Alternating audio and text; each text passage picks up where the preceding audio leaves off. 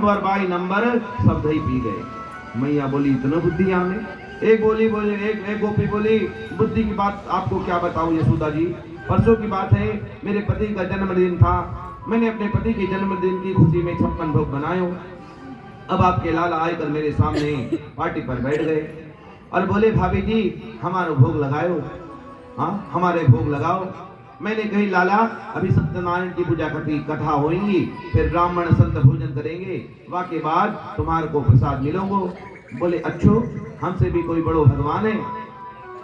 मैंने थोड़ा डांट लगा दी कि नहीं नहीं ऐसे नहीं मिलोगे। महाराज झट से पाटा से उड़ गए और मेरे घर के बाहर जाकर बोले, द्वार पर खड़े होकर बोले भाभी जी तुमने सत्यनारायण का अपमान किया है, होंगी तो देखी जाएंगी। भाभी आज तुमको ही देखेंगे। और नाराज होकर चले गए। मेरे को बहुत हंसी आई। छोटो सो लाला 3.5 बरस की उम्र, दिन भर कन्हैया मेरे घर में आए नहीं। सैकड़ों संत आए, भोजन भये, 1000 ब्राह्मण ने भोजन किया, पर लाला आए नहीं। मेरे पति ने रात्रि में बड़े प्रेम से भोजन किया। दिन भर की थकान हो गई तो मेरे पति देव सो गए।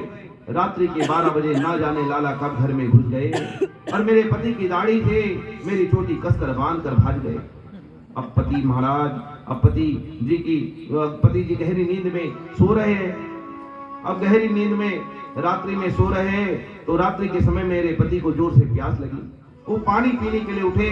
अब महाराज इनकी दाढ़ी और मेरी चोटी खींचे, उधर वो खींचे, इधर वो खींचे। मैंने कही कहाँ कर रहे हो? वो कह रहे कहाँ कर रहे हो? और महाराज इनकी आधी दाढ़ी फट गई। अब हम जैसे तैसे उठकर गए और दीपक जलाए और दीपक जलाकर जब देखा तो पति की दाढ़ी और मेरी चोटी दोनों बंधी है। ऐसे ऐसे उधम ये कहना मचावे है। एक गोपी नंद राजी जी परसों मेरे घर में ना सत्यनारायण की कथा भई। मैं पंजरी भून रही थी रसोई घर में, तो मेरे पास आकर बोले भाभी जी राम राम। मैंने कही आओ लाला। ओहो आज लाला बड़े जल्दी नहा के आ गए। बोले हाँ अब हम रोज ना जल्दी नहाएंगे। पर भाभी जी तुमने पूरे आंगन में गोबर का चौका काय को लगाया है। हमने कही लाला आज हमारे घर में ना सत्यनारायण की प्रभु की पूजा होगी, मैया से कहियो कि जरूर पधारे, कथा सुनवे। बोले हाँ हाँ मैया जी, हाँ मैया भी आएंगी और हम भी आएंगे। पर भाभी जी ये तो बताओ तुम्हारे श्री सत्यनारायण कहाँ है?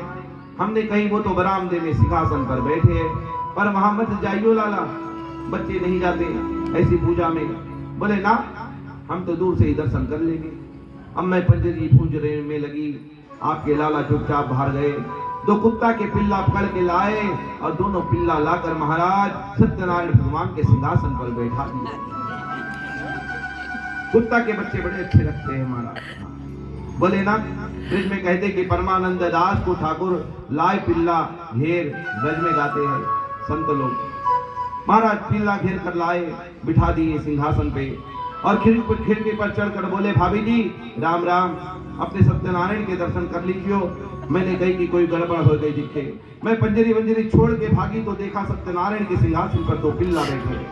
मैंने दोबारा सत्यनारायण को नमाए, पंडित जी को बुला के प्रायश्चित पूजा कराई। ऐसे ऐसे उधम मचावे। मैया बोली मैया यशोदा लाला की तरफ देखकर गुस्से से बोली चोरे लाला ये गोपी ठीक कह रही है। कन्हैया बोले मैया तेरी कसम खा के कह रहा हूँ, मैं तो यही नहीं जानो कि इनकी घर कौन सी गली में है। मैया ने लाला के कान पकड़ लियो। कृष्ण डर के थर थर कांप रहे हैं। मैया बोली जो जो बड़ा हो तो जाए, बिगड़ तो जाए। मैया बोली आज के बाद तेने ऐसे उधम कियो तो पिटाई करूंगी। गोपी बोली देखो मारो मत। मैया बोली तो क्या करो? बोली हम जब चली जाए ना तो नेक डांट दीजियो। बोले ये उलाना तो एक बहाना है, वास्तव में ये उलाना कोई मतलब नहीं, बल्कि गोपियां तो माखन सजा के रखती है और उनको बुलाती है।